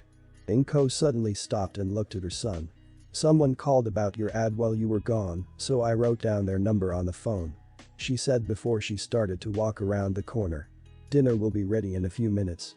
Izuku grinned when he heard someone called about his ad, making the teen rush to the phone. There he grabbed the little paper with a phone number and quickly filled it into the home phone. It wasn't long before someone answered the phone. Hello? A feminine voice on the other line said. Hello, I was told you called earlier about my ad. Oh, you're the guy that needs help on some inventions for UA, right? The person asked in a much more peppy voice. Right. I have some plans and ideas, but I'm not that great when it comes to making inventions. I could really use an expert on this. I'm willing to pay and provide everything you need if you know what you're doing. Great, I'll stop by tomorrow after school, what's your address? Izuku quickly told the person his address and what time to stop by. Great, I'll see you tomorrow. We'll make lots of babies together. Wait, what? Izuku shouted with a shocked look on his face, but his only answer was the dial tone. The next day after school, Izuku went straight home, waiting for the female inventor to stop by his home. Though the green-haired teen was a little confused and nervous when she said they would be making babies. Izuku really hoped that was a euphemism. Suddenly there was a knock at the door, making Izuku get up from the couch. Humming. Izuku called as he walked to the door. Opening the door, Izuku was greeted with a slightly surprising sight. The person in front of the teen was a girl the same age as him. This girl had long pink hair that reached her shoulder, almost looking like dreads. She had large goggles on her head, golden eyes that looked like a scope, a black tank top that looked one size too tight, and brown cargo pants. On her shoulder was a large duffel bag that rattled with nearly every movement. "Hi," the girl said with a big smile on her face as she adjusted the bag on her shoulder. "Are you the one that put out the ad?" Izuku nodded his head with a small smile and stuck out his hand. "That's me, I'm Izuku Midoriya." The girl grinned as she took Izuku's hand. "Mei Hatsume, young inventor aiming for UA's support course," she said with a prideful look on her face. "So you say you need some help making some inventions?"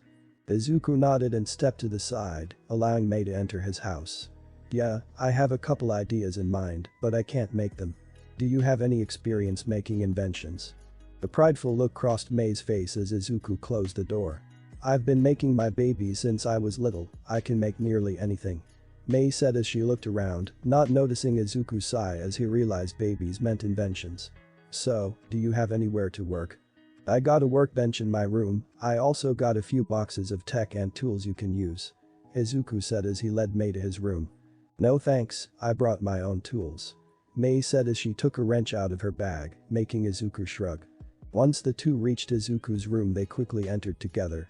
Mei glanced around the room, it was mostly normal with a few All Might merchandise, such as posters and action figures, a few pictures on the wall, and some training equipment in a corner. Off to the side was a somewhat large workbench with a few blueprints and arrows. Mei walked up to the blueprints, and she had to admit they weren't half bad, though they were far from good. "So you use a bow as a weapon?" Mei asked as she looked at the arrows on the table. "Mostly, but I can use other weapons too," Izuku said as he picked a blueprint from the table. "So one of things I need help making is a bow that can morph into a staff.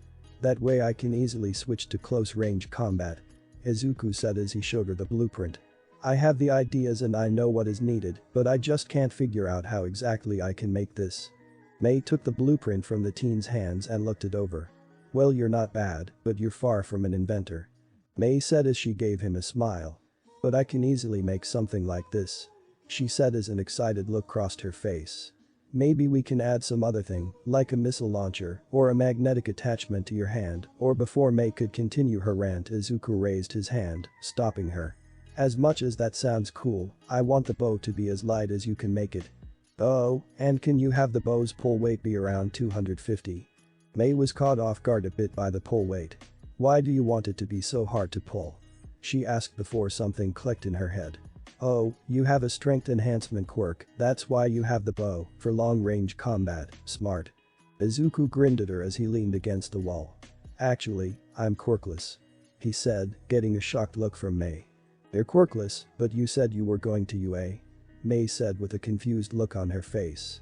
"I am, the rules say anyone can enter the exam, even quirkless people," Izuku said as he looked at a picture that showed him and Clint training. "I've been training 5 years to become a hero, being quirkless isn't going to hold me back," he said as he turned back to Mei and watched her expression. The pink-haired girl stared at Izuku for a long moment before a grin crossed her face. "Do you have my attention?" she said, catching Izuku off guard a bit. "So what other inventions idea do you have?" Izuku grinned and pulled out another blueprint from his workbench. "Well, I was thinking about something called a grapple gauntlet." The whole day was spent with Mei and Izuku going over possible equipment Izuku could use ranging from trick arrows to special lightweight armor. They talked all day until the sun started to set. "I think it's time I went home," Mei said as she looked at the time. "Do you want me to walk you back?" Izuku offered, but the pink-haired girl quickly waved her hand. "Don't worry, I just live about one train ride away from here," Mei said as she gave Izuku a smile. "I'll come back tomorrow and we can get started on making these babies." Izuku blushed a bit and coughed into his hand. "Can we just call them inventions?" "Why?" Mei asked while tilting her head. "I put all my heart into every baby I make and I love each of them." Izuku sighed at that, he could understand what she meant. "Anyway here," Izuku said as he started to pull some money out of his pocket. "The money I owe you, I know it isn't much, but I'll try to pay you more tomorrow when I go to the bank." The green-haired teen was cut off when Mei pushed his hand down.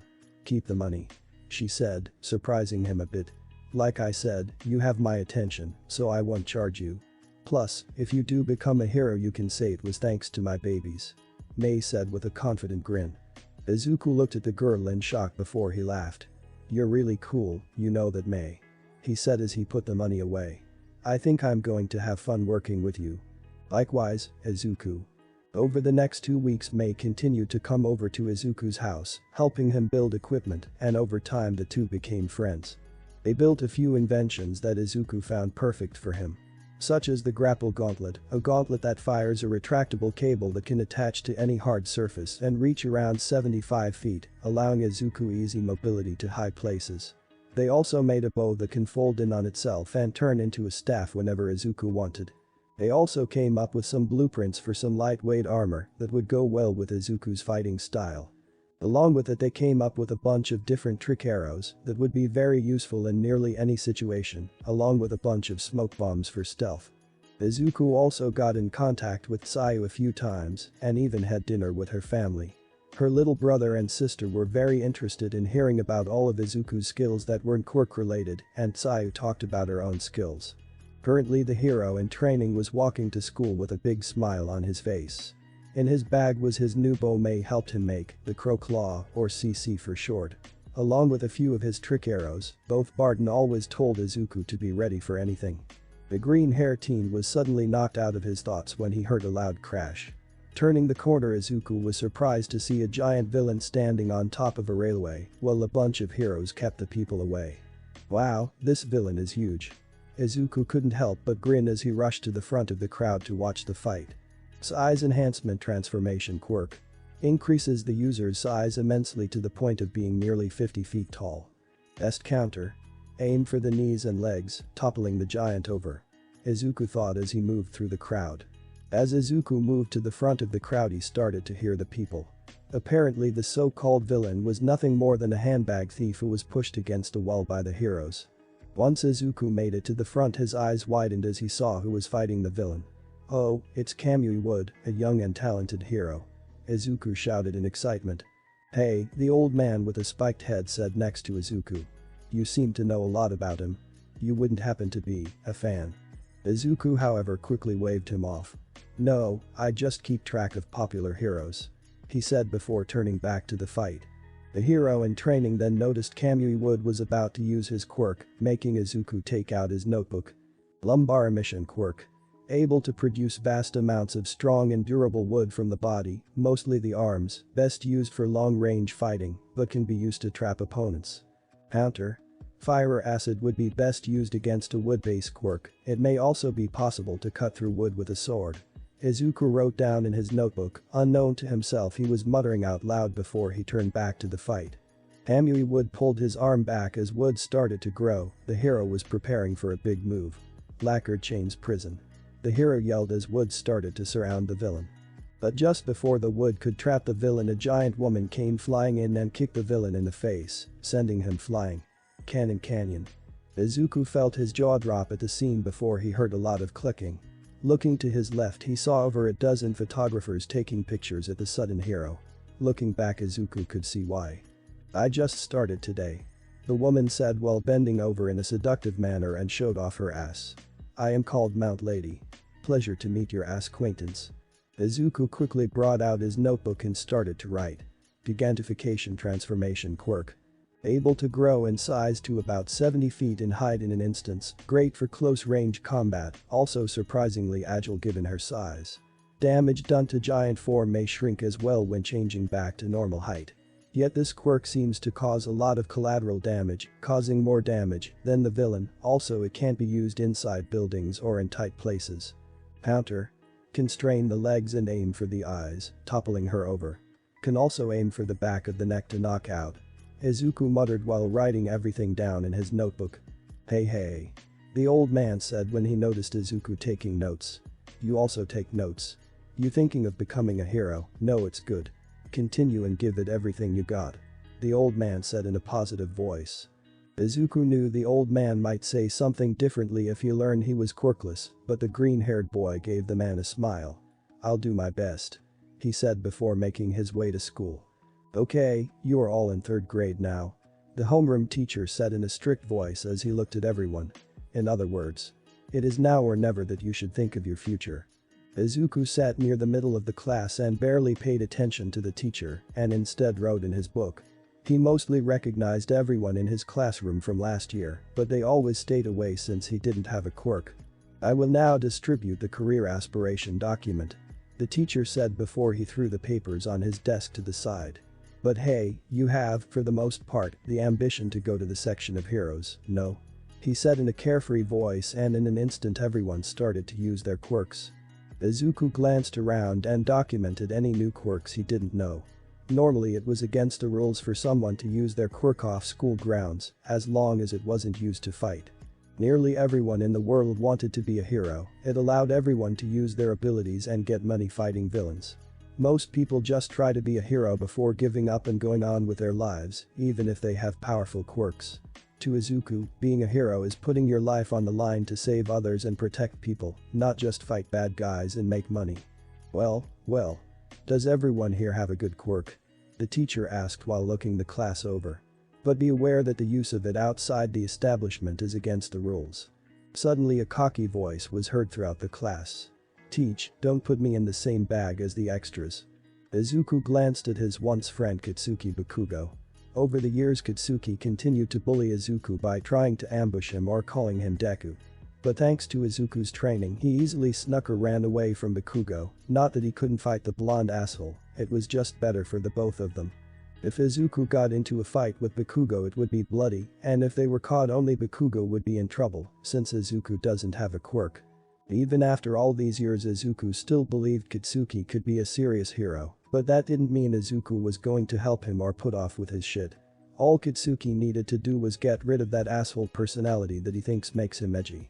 The arrogant blonde kicked his feet on his desk with a cocky grin on his face. I really do not intend to make buddy-buddy with those who have weak quirks. You know. That seemed to piss off the entire class. What do you mean by that, Katsuki? Shut up, you secondary characters. Behave as such. Bakugo yelled with a shit-eating grin on his face. Oh yes, indeed, Bakugo. You want to go to UA High School, don't you? The teacher said in a calm voice. The class, however, exploded. It was not shocking that everyone was, well, shocked. UA was literally the best hero high school in all of Japan. It was known as the National High School, and some of the biggest hero names come from there. You needed a score of 79 just to take the entrance exam, and the entrance exam was also cutthroat in its own right. Izuku also took the exam a month ago and got a 95 on the test. He would have gotten more if not for the fact he was focusing on training. I'm not surprised that secondary characters like you are quacking. Bakugo said as he jumped onto his desk, the teacher not saying anything, again. I aced the exams, me. I am the only one here that will go to UA. He shouted before throwing his head up. I will even surpass All Might. And then, I'll become the highest ranked hero of all. I'll leave my name forever in the annual ranking of the richest people in the world. This was another thing that Izuku hated about Bakugo. The blonde's only concern was becoming rich, famous, and named the strongest in the world. Helping others and working with other people was the last thing on his mind. Suddenly the teacher had a thoughtful look on his face as he looked through his papers. Now that I think about it. Midori also wishes to enter UA. He said casually, making Bakugo freeze. Izuku face-palmed as he sighed, feeling the whole class was against him.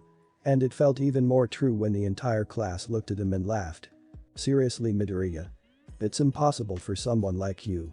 Someone who only knows how to study can't join the hero section. Izuku kept a calm look on his face as he took a deep breath. The green-haired teen was used to these comments by now, since he grew up with most of these people. And it was thanks to Clint and Lila's training that Izuku was able to control his emotions. Out of the corner of Izuku's eye he saw Bakugo jump from his desk with his arm cocked back, flying right towards him. Acting fast, the green-haired teen pushed the floor with a strong kick, pushing his chair back as Bakugo blasted his desk. Deku? The blonde shouted with a pissed-off look on his face.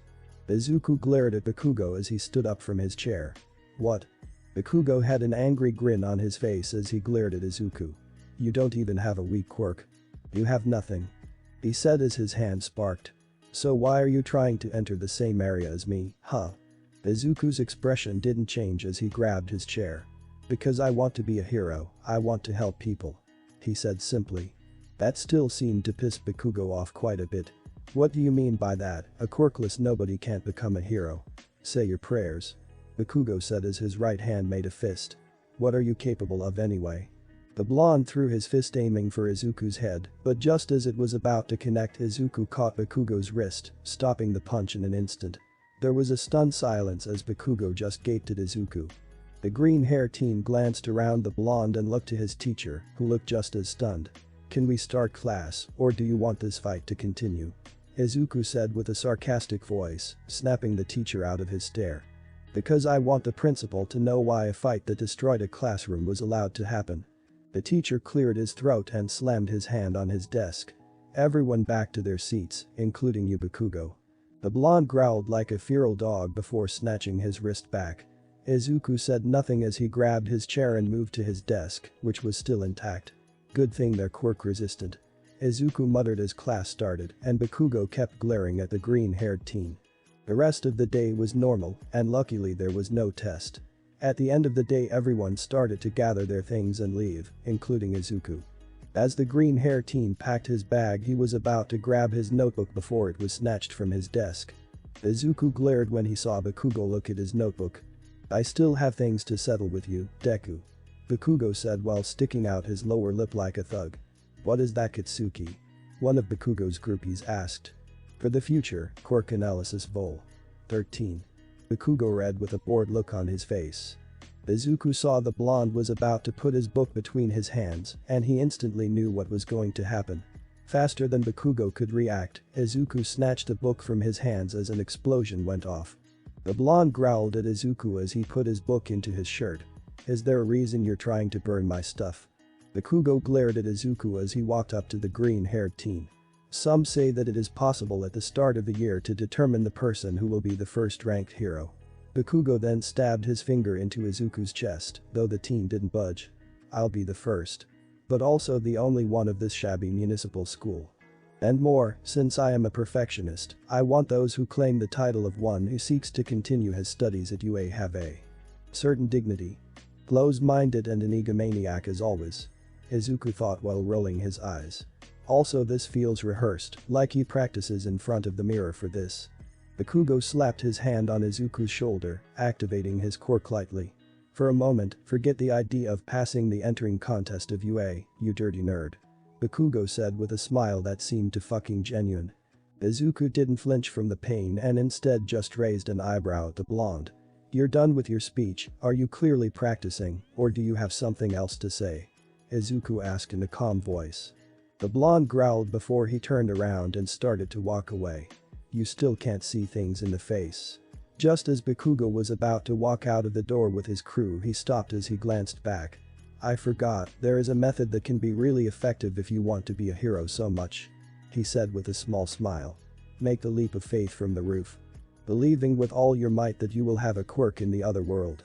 The look of pure horror crossed Izuku's face as he stared at Bakugo. What the fuck, Izuku said as he took a step back in shock. What Bakugo just said, that was practically pure evil. You got something to say?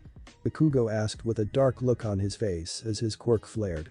Yes, I got something to fucking say, you psychopath. Izuku roared so loud everyone actually took a step back in shock. What the fuck is wrong with you? What kind of person tells someone to kill themselves? Bakugo regained his footing and glared at Izuku. Because. No. Izuku stomped right up to Bakugo and looked the blonde teen right in the eye, with pissed off glare. There is no fucking reason on earth you can come up with that makes it okay for you to tell someone to kill themselves. He yelled in the blonde's face. Unknown to Izuku, he was currently releasing a large amount of killer intent.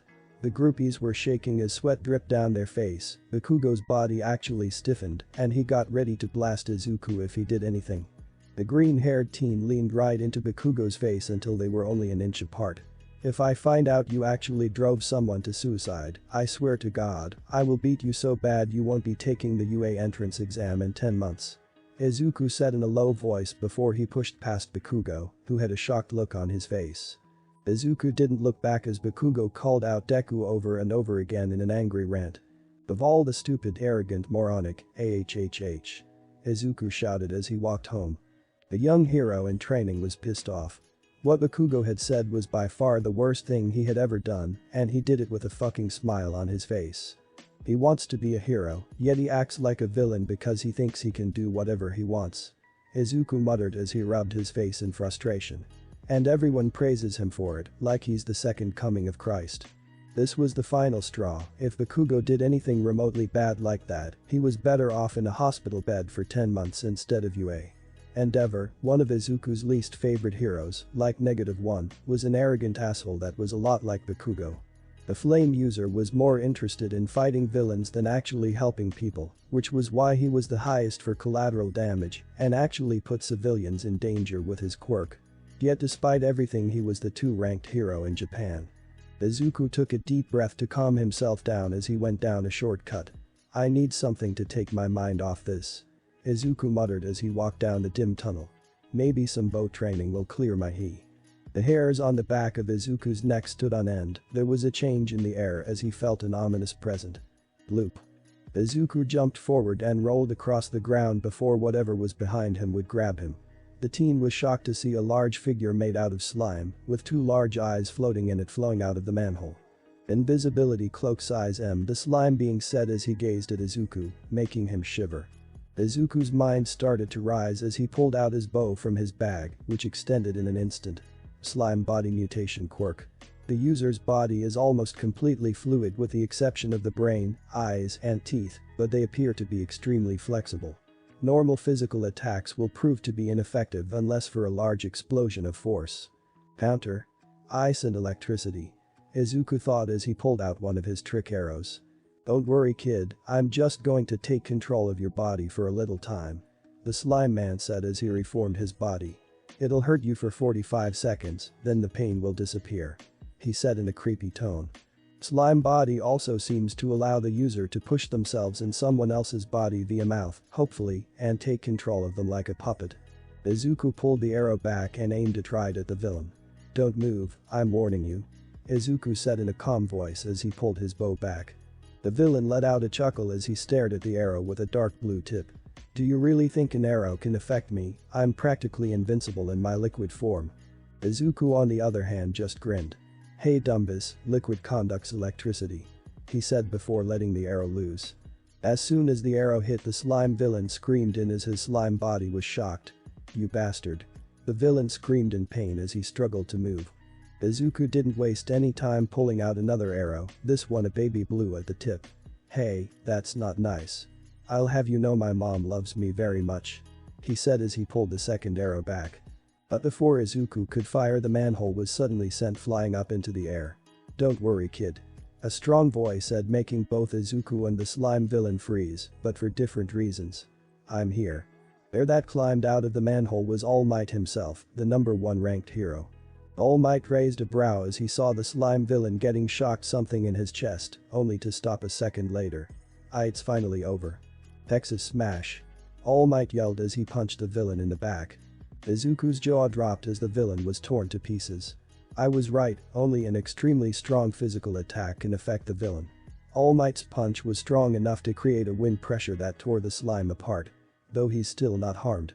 He thought with stars in his eyes as All Might took out a soda bottle and quickly captured the slime villain with it. Are you okay kid? All Might asked in a concerned tone, and Izuku could only nod dumbly.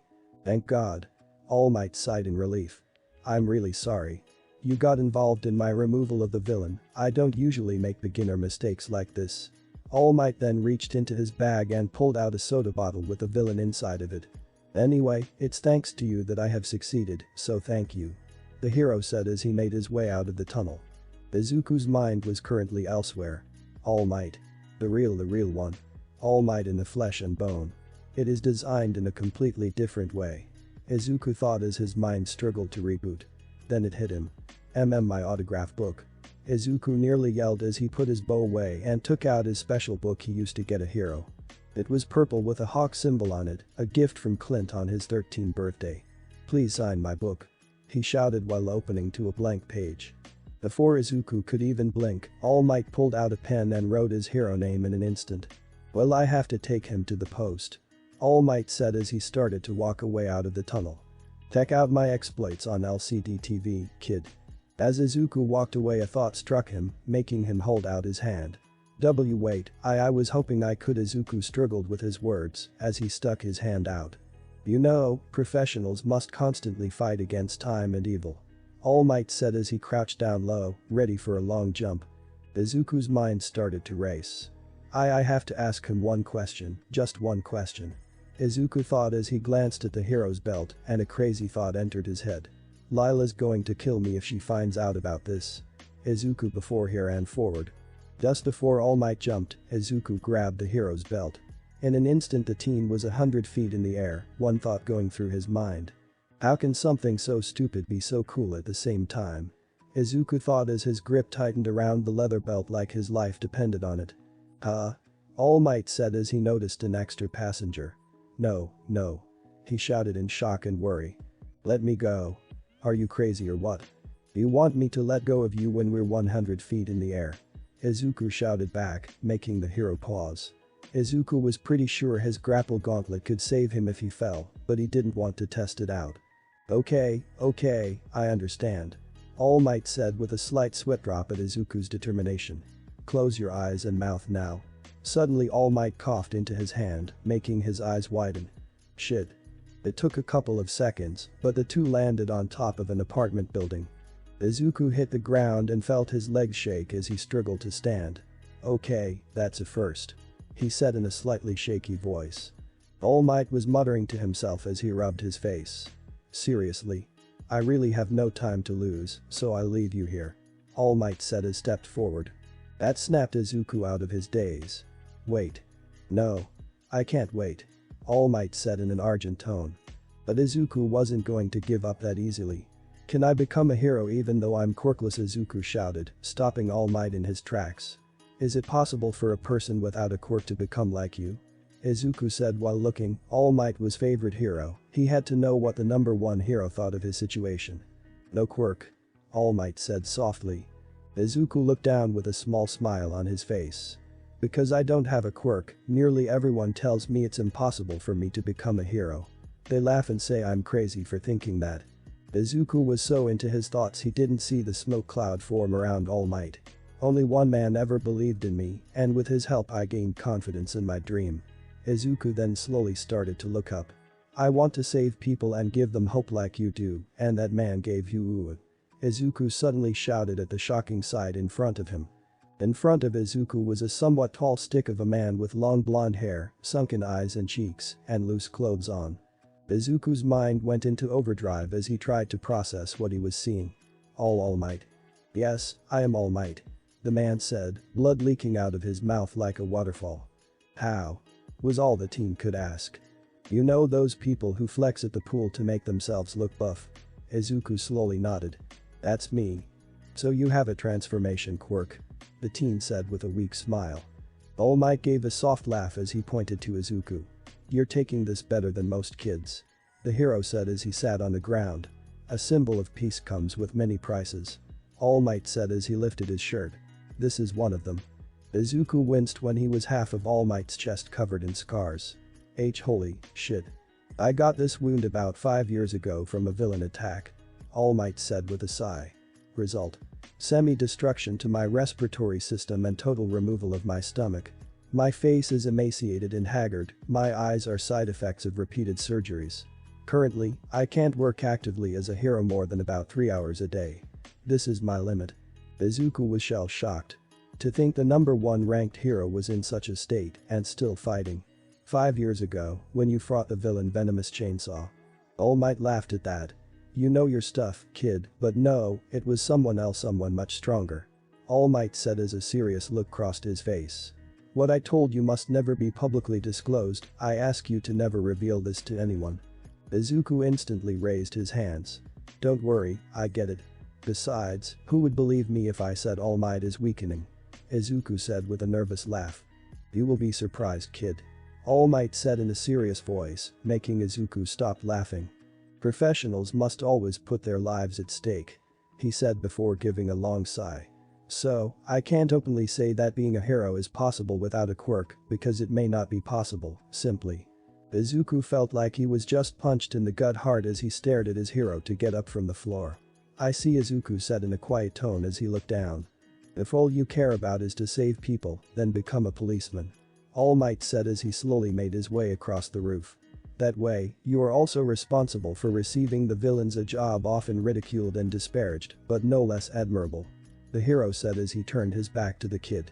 It's not a bad thing to dream, but be careful not to obscure the facts, kid. The hero said with a sigh as he made his way to the door. No. All Might stopped in his tracks as he turned to the kid, whose head was looking down. What?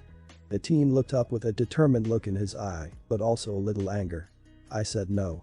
He said in a louder voice, making the hero take a step back from the sudden outburst. You think you're the first to tell me what I'm doing is pointless, to tell me I'm weak, that it's impossible. The whole world's been telling me that for 10 years. Izuku roared. My doctors, my teachers, other heroes, my so-called friends who left me since it was discovered I was quirkless, even my mom didn't think I could be a hero. Izuku looked at his hand before balling it into a fist. But one man believed in me. He said I could become a hero if I trained my body and mind to the limits and beyond. And that's what I did. I trained for 5 years to become a hero. Izuku then turned to All Might, who looked at the teen with a shocked expression. I'm going to prove to the world that a quirkless nobody can become a hero. I'm going to give people hope when they need it the most, because any less would be spitting on that man's grave. Izuku finished, leaving All Might slightly slack-jawed. Without saying a word, Izuku suddenly started running towards the edge of the room. Kid, wait.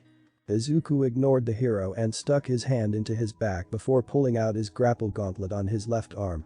It was a sleek metal gauntlet that looked like a glove with a folded-up metal claw at the forearm. Once Izuku reached the edge of the roof, he jumped the gate with one leap and stuck his left arm out. In an instant, a metal line shot out and the metal claw dug into the stone wall. Izuku swung down to the street level and landed safely.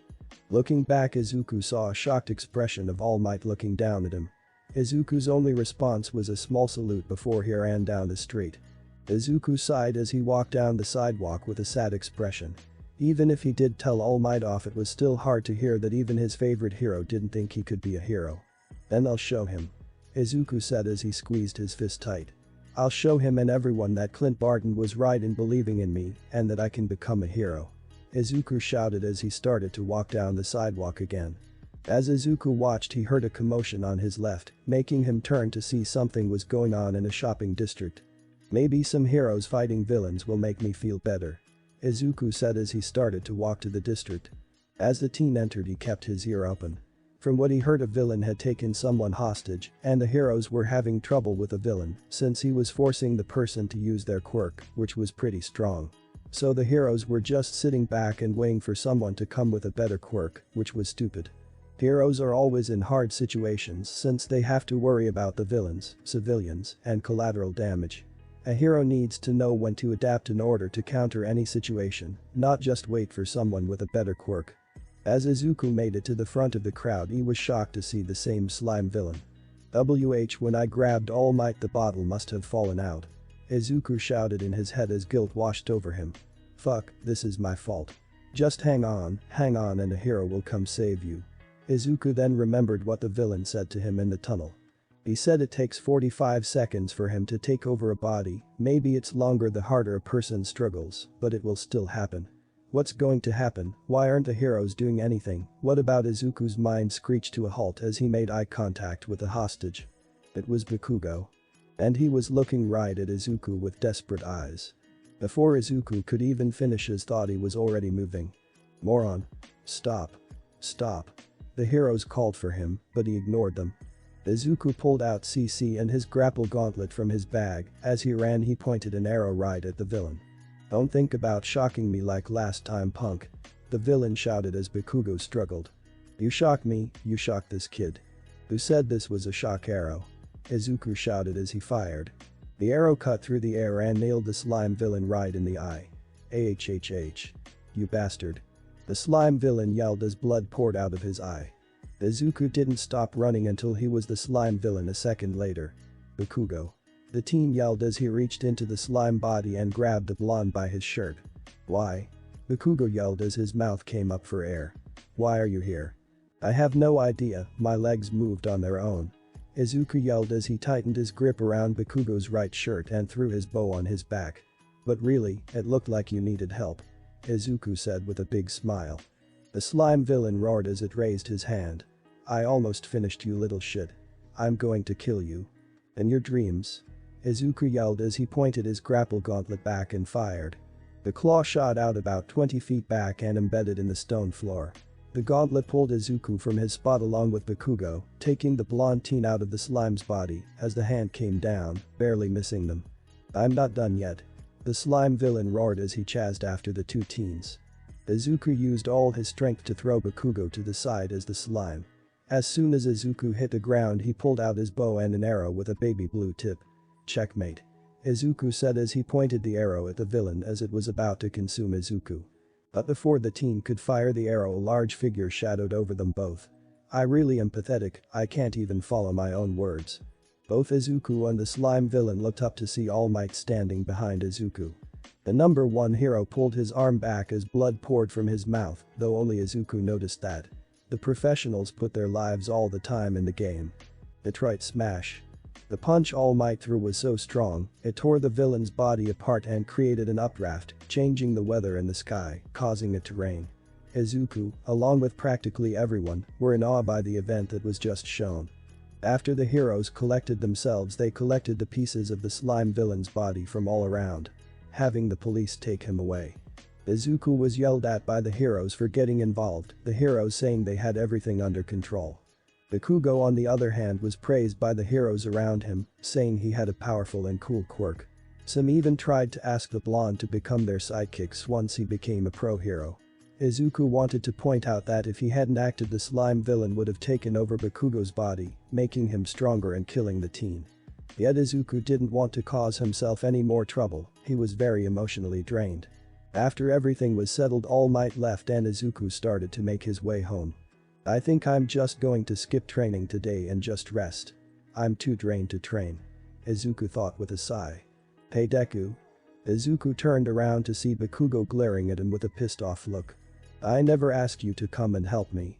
The blonde yelled with an angry look on his face. The green-haired teen however sighed at that. Can you drop the edgy act for 5 minutes and talk like a normal person? Izuku groaned. That's another thing I hate about you. That seems to piss off Bakugo even more. I didn't need any saving.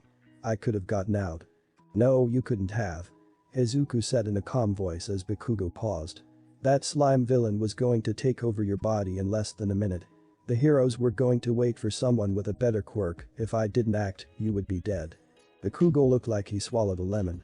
So what, you want me to apologize? Is that why you saved me, so I would owe you one? I didn't turn my back on you, Kakin. Izuku yelled as he rounded on the blonde, who looked shocked.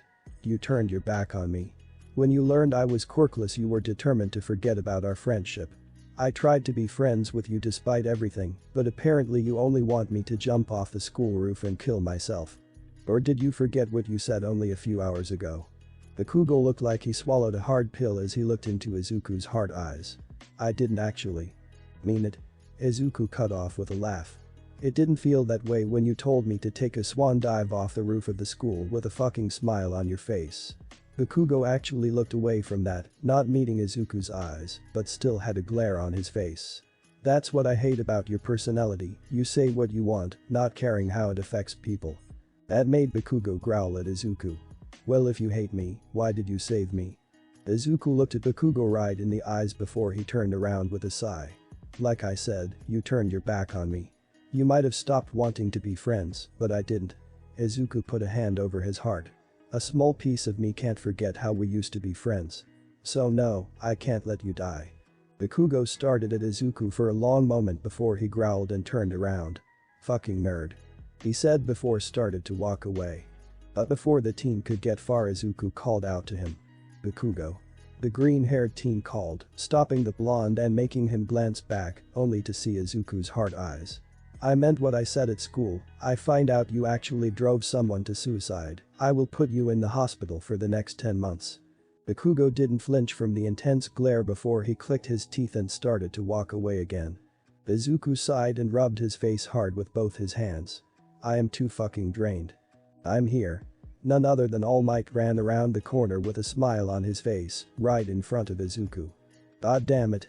The teen muttered, feeling even more drained from the long day. Then a thought crossed Izuku's head that made the teen sigh harder.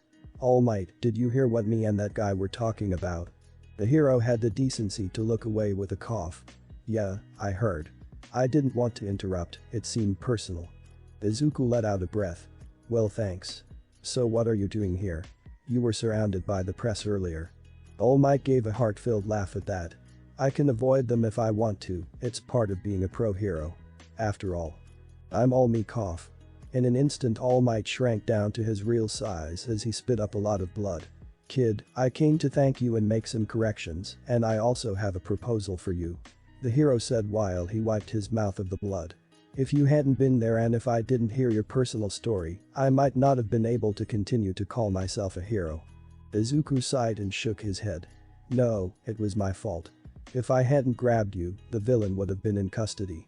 I disturbed you during your work just because I wanted to ask a question. Izuku said while looking down. About that. All Might said, grabbing the teen's attention. At the time, no one could act. You're the only one who could do it. You. A quirkless person with only a bow and arrow. And that really touched me. Izuku felt voice get caught up in his throat at All Might's words. What you said, my legs moved on their own. Those in the best hero ranked heroes say the same thing. All Might looked right into Izuku's eyes as the teen fought back tears. Kid. Yes. Izuku asked as he felt tears start to fall. Even after all these years of training, Izuku could still get emotional. You can become a hero. Izuku felt unbelievably happy that one of his favorite heroes believed in him, that the green-haired teen actually had tears running down his face. Thank you, All Might. Izuku said with a smile as he wiped away the tears. That's why I think you're worthy to inherit my strength. Huh? Izuku said with a confused expression on his face. Ha. That expression is a gag. All Might laughed. But the simple matter is whether or not you'll try your damnedest to absorb my power. I am so fucking lost right now. Izuku said with a sigh, feeling drained. Can we talk somewhere more private and then you can tell me what you're offering? That made the hero pause as he looked around. Perhaps you are the right kid, this is something that should be mentioned in private. Got any suggestions? Izuku felt his stomach grumble lightly, the long day has definitely built him an appetite. I know this sandwich place that is mostly empty around this time. They might have something you can eat. Izuku offered. All Might had a thoughtful look on his face before he shrugged. That might be for the best. Just before the two could start moving, Izuku felt his bag vibrate. Reaching into the side pocket, Izuku pulled out his phone and his eyes widened. Over a dozen missed calls from his mom, Lila, May, and Sai. Right now Lila was calling him. Oh shit. All Might turned to Izuku with a questioning look. Is something wrong? My big sister has been calling me since the villain attack. My condolences. Izuku gave the hero light glare as he answered the phone with a weak smile. Hey, sis. What the hell were you thinking taking on that villain? Lila said in such a loud voice, making Izuku pull his phone away. Even All Might winced at the volume. Izuku turned to the hero with a small sigh. This might take a while. Izuku said as his sister continued to yell at him through the phone. After calling everyone on his phone and getting a verbal backlash, the two found themselves at the back of an old-school American sandwich shop, which was mostly empty. Izuku had ordered a sandwich, while All Might was having a blended sandwich in a cup. This place was very popular for old people with no teeth or bad stomachs. Since there was no one in the restaurant, All Might explained what his quirk was. One for all. Izuku muttered in shock. Yes. All Might nodded as he held out his hand. It's the power to transfer power from person to person. It's also known as a stockpile quirk. Every person who's inherited this quirk before, their power is currently in me. So it's a quirk that can pass on the power of all of the previous users onto the next user. Izuku summarized with a thoughtful look on his face. That is impressive, heroes are already way stronger than normal, even ones without enhancements from quirks. So to have a quirk that gives you the strength of multiple people plus your own, no wonder you are one of the strongest in the world. All Might nodded to Izuku, an impressed look on his face. Exactly. I want to give you this quirk because of what you did back with the slime villain. You acted while the so-called heroes did nothing and instead waited for someone else to help them. Not only that, you were able to pull your friend out before the slime consumed him. All Might then gave Izuku a serious look. However, know that your body needs to be physically fit in order to inherit the power. Otherwise you'll just blow your limbs off. So, will you become the successor to my power?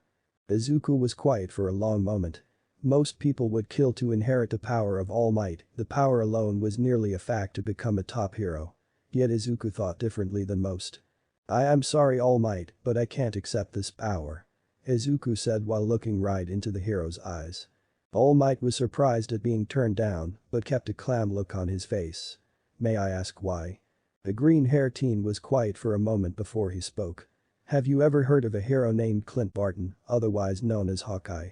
All Might had a thoughtful expression on his face. I remember an American hero by that name when I was over there, but I heard he retired. Izuku nodded his head. He was a marksman hero who used a bow and trick arrow as his weapon. He's the one who taught me how to fight. Izuku smiled as he remembered his training under the man. For 5 years I have trained to be a hero, learning everything I could while under him. He was the first person ever to say I could be a hero, that it was just up to me. Izuku then gained a frown on his face. He passed away a few months back from cancer. All Might frowned and bowed his head. I'm sorry for your loss, he must have been close to you. Izuku wiped his eyes and looked at the hero. There are 2 reasons why I'm turning down your power. The first is that it wouldn't fit with me. Izuku said, making All Might tilt his head. I have a lot of skills, such as martial arts, stealth, sword play, knife play, but most of all is my skills with a bow. If I take your power I would have to redo my entire fighting style just to be effective with your quirk, because what would be the point of being sneaky, but having the power to blow away my enemies with a single punch. All Might had a thoughtful look on his face as he nodded his head. I can see what you mean, to restrain someone in less than 10 months from what they have been learning for 5 years would be next to impossible. Izuku nodded his head as a more serious look crossed his face. The second is a little more personal. He said, grabbing All Might's attention. All Might, you are known as the sole symbol of peace, a pillar of society, your very presence alone has dropped crime, but you're only one man, only human. He said in such a serious voice that it almost caught the hero off guard. Most people don't like to think about it, but heroes don't live forever like Clint, anything can happen, heroes aren't immortal. All Might sighed as he nodded his head. He knew that as a fact how mortal he was given his current condition. Now I'm not saying what you did was wrong, in fact you have done what most would think is impossible. Izuku quickly added. It's just becoming a symbol of peace isn't my goal, I want to create a symbol of peace and hope. Now that caught the hero's attention. Create a symbol of peace and hope. Izuku nodded with a smile on his face and a determined look in his eyes. Right, the problem with one person being the symbol of peace is that when they stop there is panic, or will be. He said, making the hero wince, dreading the day he'd have to retire. Exactly, so here's my thought, what if a hero group could become a symbol of hope? All Might's eyes widened as his voice caught in his throat. A hero group becoming a symbol of hope. Izuku nodded with an excited look on his face. Right, there have been tons of hero groups in the past like the Defenders, Thunderbolts, Wild Pussycats, and the Justice Society of America. All were our big hero groups' names, yet they are not as big as most heroes. I want to create a group of heroes that brings hope to people, and a group of people will be much more solid than one man. If a quirkless nobody can create a hero group that is seen as the symbol of hope, then nothing is impossible. All Might's jaw dropped at what the teen said. Izuku's idea was actually solid, to create a hero group so strong that it would become a pillar of society. With a group name being a pillar, members can come and go with ease. It was almost perfect. All Might threw his head back and gave a heart-filled laugh before looking at Izuku with a big grin. Kid, I was completely wrong about you. You're going to make a fine hero someday. He said, making Izuku smile. I respect your decision of not taking my quirks and know I will be rooting for you. He said, making Izuku smile. Thank you All Might. Izuku said as a question entered his head. All Might, I have a question about your quirk. He said, making the hero tilt his head. Well, depending on what it is I'll answer. The hero said while taking a sip of his drink. Izuku just waved him off. Don't worry, it's nothing big. I was just wondering how you would tell if I was physically fit enough to take one for all. That made the hero smile. That's easy, I would have had you follow my plan aimed to pass. American dream plan. The hero said with pride. It would have been a hellish training that would have taken 10 months to turn your body into the perfect vessel. Izuku nodded at All Might's explanation, a thought entering his head. Would you mind telling me this workout plan? All Might raised an eyebrow at that. Really, but I thought you didn't want to inherit my power. Izuku quickly waved his hand. It's not that. See, I turned 14 not long ago, and I want to start some muscle training since for the past 5 years, it's been nothing but technique, marksmanship, and stamina. I couldn't focus on strength training as much since I didn't want to strain my body. All Might folded his arms as he nodded his head. I see, you really are pushing your body in all aspects to maximize your chances to become a hero. The green-haired teen nodded to that. Exactly, so I was hoping if you can give me some tips to help me work out. All Might rubbed his chin with a thoughtful look on his face before he grinned. I'll do you one better, I'll train you. The hero said, shocking Izuku a bit. Think of it as my way of saying sorry for not believing in you. He said in a sincere voice. Izuku had a big smile on his face as he bowed to the hero. I'm in your care. He said as stars glowed in his eyes. I'm going to be trained by All Might himself. So cool. He said in a slightly giddy voice, making the hero laugh. So I've been wondering, All Might said, grabbing Izuku's attention. If you do make this hero group in the future, what will it be called? Izuku gained a grin on his face as he leaned against a table. Well, since I'm aiming for UA, I thought of the perfect name for my hero group. And that is? The green-haired teen grinned as he spoke one word. Ultra Force. This is the end of the video. If you enjoyed the story, then hit the like button and comment your favorite part, but for now, see you all in the next video.